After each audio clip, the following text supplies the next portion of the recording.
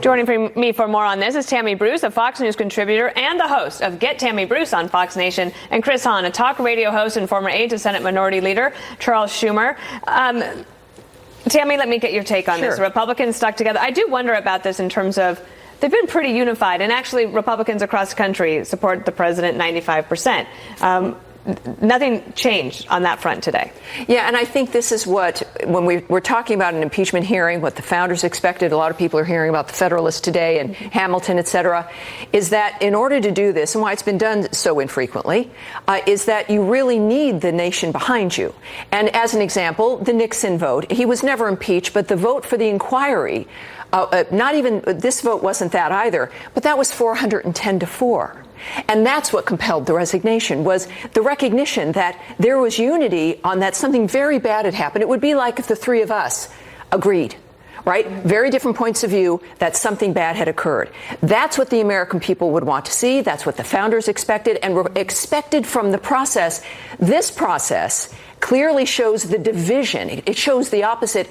Additionally, and with Obamacare, they said it was a bipartisan passage because they had one Republican. Yeah, they Here did. you have two Democrats. But this is where the political arguments will begin. But it is the opposite of what the founders expected. And certainly it is not bringing people, certainly not independents, into the fold that this is a good idea. Chris, are you glad that the Democrats have taken this step? Like it's a little bit more formalized? Well, I'm not glad that we're even in this position to have to impeach a president, but the president did some stuff that definitely needs to be investigated and hashed out by Congress. That's why Congress has this authority. But to Tammy's point, look, we live in a hyper-partisan era right now. Yeah. People cannot agree on facts anymore.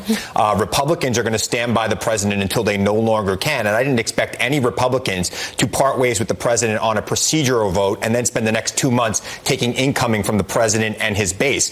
I do think, though, however, when we get to the facts of this and when the hearings are open and they're public and we have a vote on actual articles of impeachment, you will see Republicans who are people of conscience come forward and vote against the president in a full impeachment vote. See, this is part of the problem, though, is already the presumption that that will be the end result. That's a star chamber. It is the dynamic of something being held in secret with the outcome being predetermined. Well, Tammy, I can read, you could read. We read what the president himself put out, his notes of the call. I wouldn't call it a transcript. His notes of the call suggest that he was asking a foreign leader to investigate his political rivals. That is impeachable. He was actually bribing that person. That's bribery. That's mentioned in the Constitution. This is where we move that through is opinion. Impeachment. That's not opinion, that's fact. But at the same time, if we have a history within Congress itself, which was also quite partisan. It's not like partisanship is new.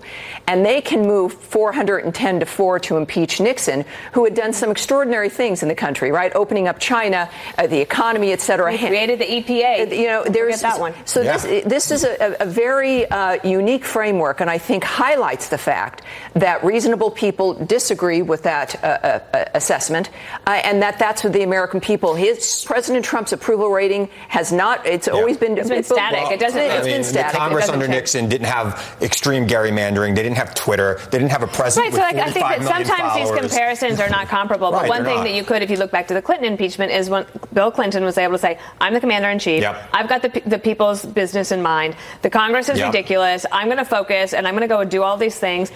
President Trump's going to do the same thing. And how did the Democrats push back against that? See, that's the difference between Clinton and Trump, right? Clinton was able to compartmentalize impeachment, and then he wound up surviving impeachment. I don't know that Trump can compartmentalize it. He has gotten nothing done. Does he have to? I think he does. I think if he wants to stay president, he does. I think that, look, while I don't think there'll be enough votes in the Senate to remove President Trump, I do think we're going to hit a point in this country where he's going to realize he cannot get reelected, and he will not run for reelection. And I think Republicans in the Senate will encourage him to announce that before they take a vote. Quite the opposite, and I've said this before, is that impeachment, in fact, was inevitable when it comes to this environment.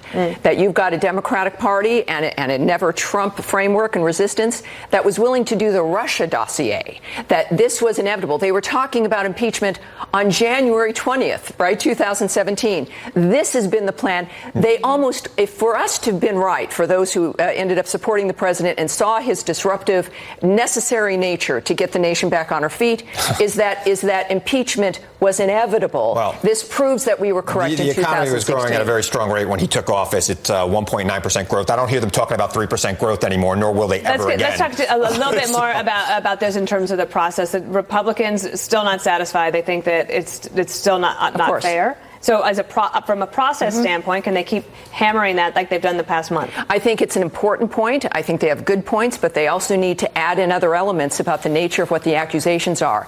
And that becomes difficult when a great deal of what's happening is in secret. There's leaks, right? There's spin to it.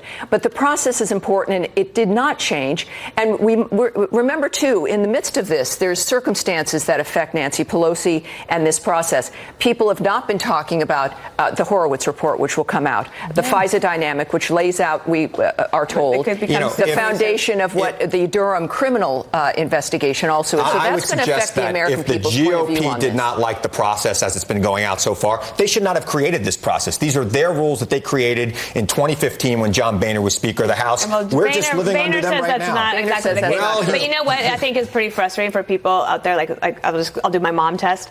Like, she follows the news and everything, but this is like super hard to follow. And it gets into the why weeds. aren't we talking about other things? We're going to talk later in the show about these student test scores that came out that are abysmal. Like I would love to see Congress have a big fight and a debate about how we're going to actually fix that. And I think you'll see that. I would suggest that President Trump wants us talking about nothing but President Trump, and that's why we always talk about Trump. Last word. Yes, the big difference is that the Republicans nobody's got the right, with unless Schiff agrees and proves of it, to call their own witnesses, to send their own subpoenas, to have a genuine role in this. And that speaks to fairness in this country. Yes, all right, let's look at this so that we can dispatch it. But it's about fairness. Well, that's what the issue is. I think it's very fair. All right, Chris Hahn, you're going to stick around. We're going to talk about a little bit more with you in the hour, so don't go too far.